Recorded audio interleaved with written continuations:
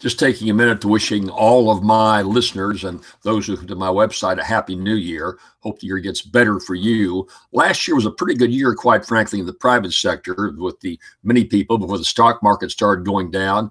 We had a first-rate year here at the Lisburn Press. If you'll go to the website on the left side and hit the Lisburn Press, you'll see a number of new titles, titles affecting history, biography, interesting books about the future of the state and looking back over the years in terms of race relations. So let me look here. It's in my library. You can see I've got a couple of books here in my library, and I'm going to pull a couple of them out for you if I can, that really of particular interest, if I could point them out.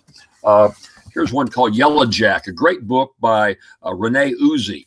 First-time author, wrote about the yellow fever epidemic down in New Orleans. We're proud to publish Rene's book. Is doing very, very well in the New Orleans area, going back to the 1850s. Got a book by my college roommate up in Kentucky, lives up in Kentucky, Bill Weinberg, called Troublesome Creek and Beyond, a list of short stories about Appalachia primarily. They're not long reads, but very interesting. Got some real rave reviews up in that part of the state. And here's a recent book by a fellow who lives down in New Orleans, Jimmy Martinez, used to be the CEO of the city of Kenner, called Cajun Chameleon. And it's about somewhat of a true story, written as fiction, about Jimmy's own personal feelings in New Orleans of growing up in a racial community. And got my phone here ringing while we're talking right here, carrying on a number of businesses. But in any event, Cajun Chameleon's doing very, very well. Interesting book.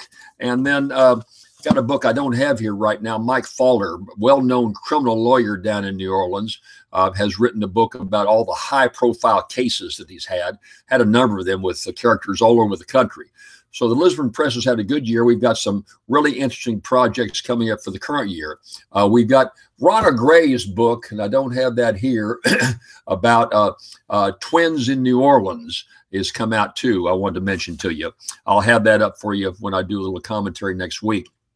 So the Lisburn Press has done very well. We've increased our radio subscribers for our radio show, and we also have a number of new newspapers joining us for my weekly column. So we hope that 2019 is just as active as 2018. And unless we're going to cut this damn thing off, forget it.